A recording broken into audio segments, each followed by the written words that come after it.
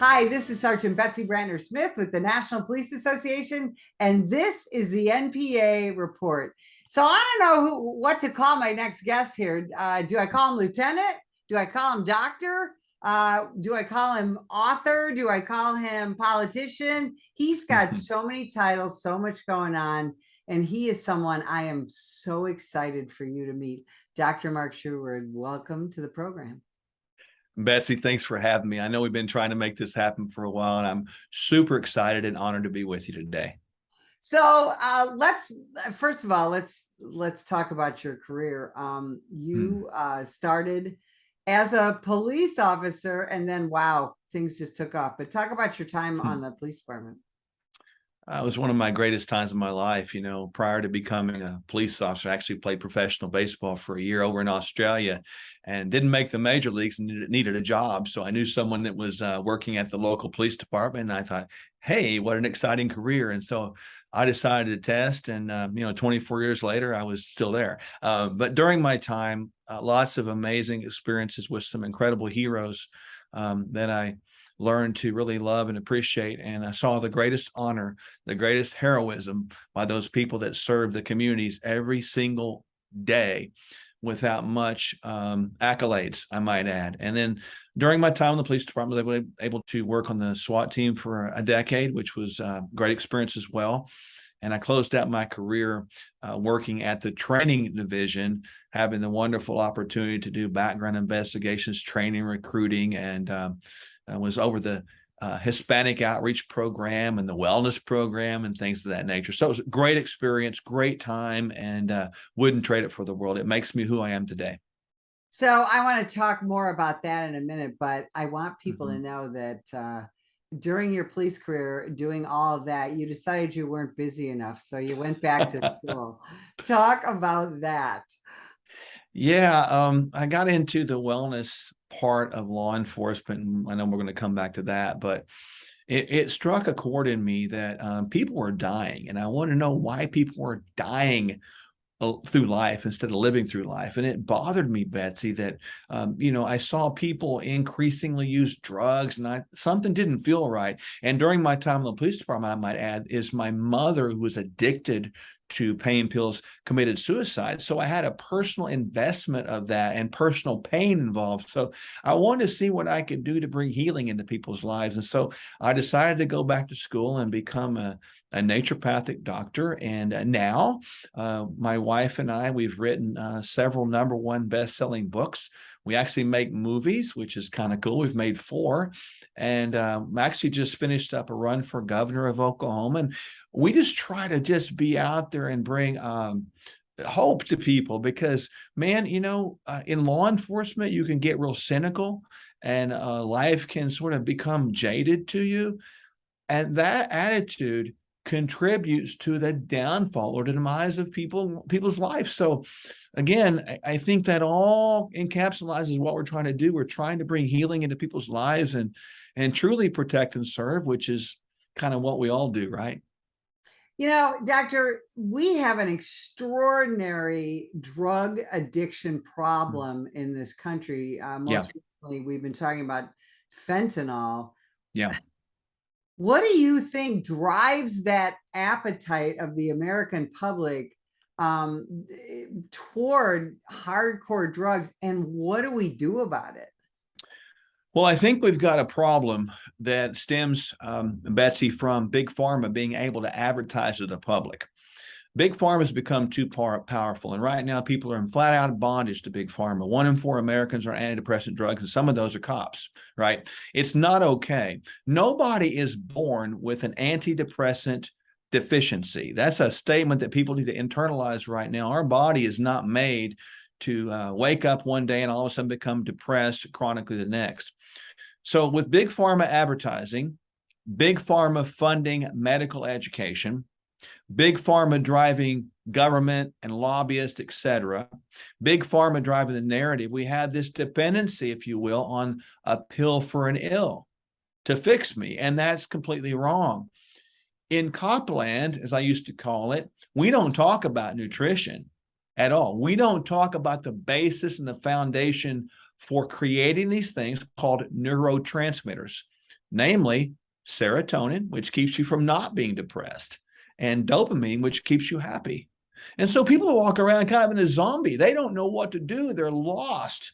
And they're looking to numb out. Hence, we see the opioid effect. People just want to numb out, check out, because they don't want to deal with today, because the world is pretty dark, and I get that. But it makes people want to check out, and all of that tied together creates this funnel into where we are today. And now we are a nation that's completely addicted to big pharma and drugs as our first line therapy to provide healing and hope for people. And that is a really sad place to be.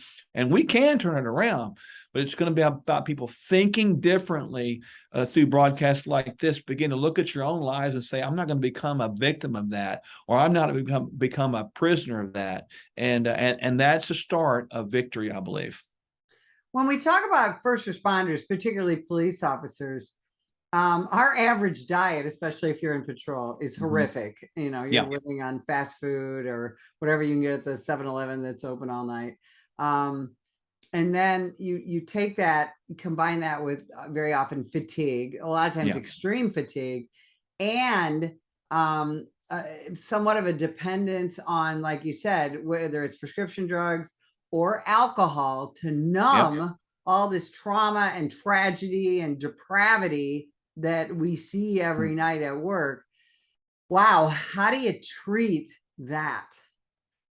I've said it, and I started talking about this 30 years ago, that lifestyle and officer wellness is an officer safety issue.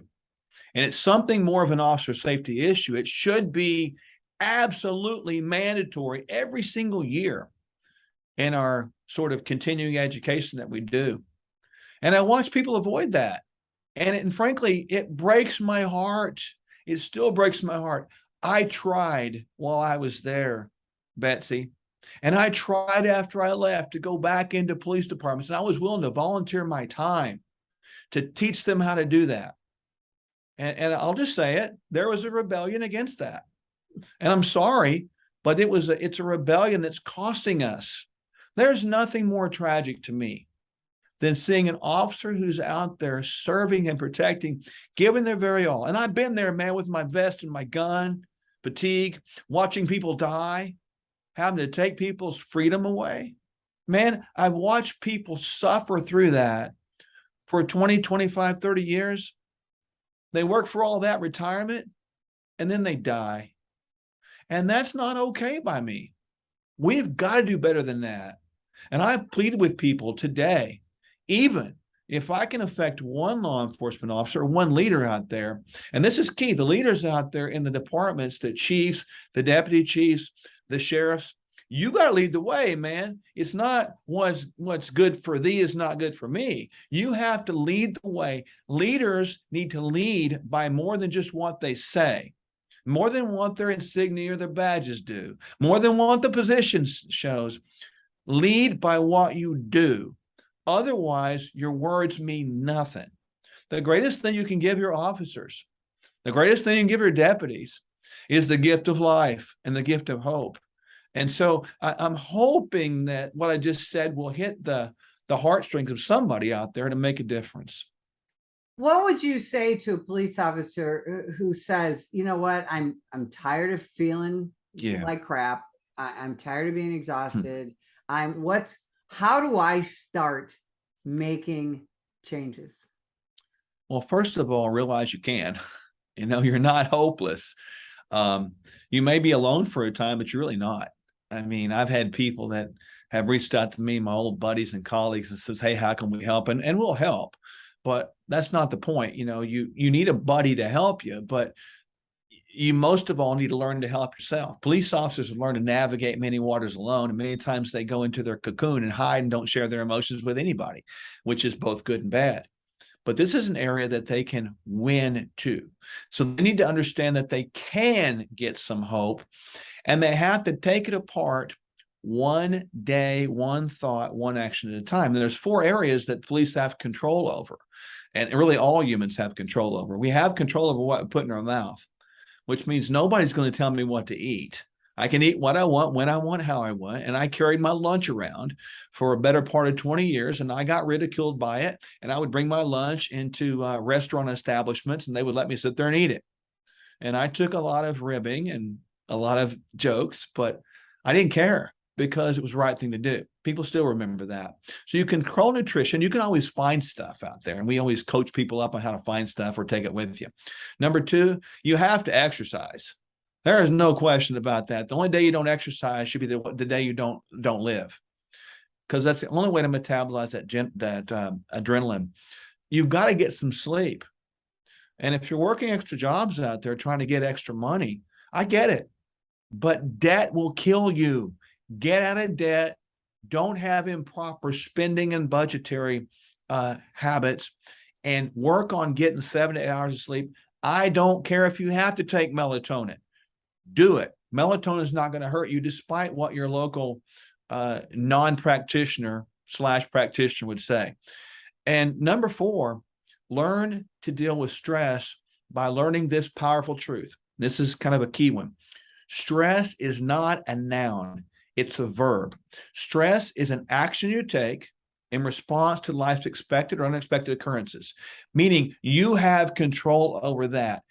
If you put it as a noun, it will control you. But if you put it as a verb properly and appropriately, you will have control. And you have to not hang out with cops all the time. Go find something else to do, man. Go back to school, become a naturopath. I don't know. Go play a violin. Do something completely off the grid. That's key. And then if you're married out there, I'm serious about this, along the stress complex or component, you got to have a date night with your lady or your husband. You have to. I don't care who calls. Nobody gets involved in that life. So date night would be synonymous with even taking some vacations, right? But those 4 things, nutrition, activities, sleep, and stress management, those are the things to start. And you start it with one decision at a time. That is such a perfect answer. And I think I'm going to take this clip and put it in my classes that I teach police officers. Yeah, please do. Like you said, police officer wellness is officer safety. And I don't think we talk about that enough. Now, when you talk about, big pharma and the government, you do a lot of media work as well. I love to hear you and listen to you when you're on various outlets. You made a decision to, like, you weren't busy enough to run for governor. What helped you make that decision to put yourself out there and run for the governor of Oklahoma? Well, I didn't fall down and hit my head on a rock, or anything like that. But honestly, it was through prayer. I just knew that God had called me to step up. And honestly, Betsy, it wasn't about winning or losing. It was about, do you have the courage to say yes? And for me, and most people that are listening to this broadcast, whether it be the people that love law enforcement officers, the people that are, you understand the call. And so that word, the call, those words, I followed the call and I answered the call. And we communicated across Oklahoma, and we did very well for grassroots people that had a GOP platform stance in one hand and a constitution in the other. And so all I did was communicate, what we're supposed to do, and even what we weren't doing, and people rallied behind that. And so we continue to get a lot of calls. We still do, and still. I encourage people to, to get involved when you're supposed to, and don't worry about the outcome, because the outcome is not relevant. What is relevant is, are you willing to say yes to the call? Absolutely. One of the things that, and I know you've talked about this before, but in the age of defunding the police and the vilification of police, one of the things that we saw during this last 2.5 years during the pandemic was police officers who, by the way, I want to remind people, never got to sit home on the couch during the shutdown. They were out there in the early days of COVID, where we didn't know that much about the virus, how it was spread, things like that. But then we saw a lot of jurisdictions start to mandate an experimental vaccine. And a lot of police officers said no and ended up being driven off the job or, put on leave. as both a police leader and a doctor, can you talk about the dangers of and the frustrations of those mandates? Yeah, I experienced that firsthand in my own city, and from the police end and from the clinician end, and even from the political end. And I can tell you that, and people need to hear this: those mandates were unconstitutional. They were unlawful. End of discussion. They were not constitutional. Hence, if we as leaders don't know the Constitution that we swear to protect, we're not even qualified to carry that gun. So we need to learn our way through and understand that there's more than just the First, Second, and Fourth Amendments. Stop. There's 27 amendments if they didn't know, and the 10th Amendment is pretty darn cool too. But the bottom line of that, Betsy, is it was very frustrating to me because instead of the police leaders, and I'm talking federal, local, county, city, standing up and saying, you know what, I appreciate you giving me that advice, President Yo-Yo, whatever you are. But the answer is no. Just no, I'm not going to terminate any officer, period. Officers have the choice to do whatever they want. You can stick something in your arm or not. Your choice. You can eat a bag of Cheetos if you want, or you can eat a salad if you want to.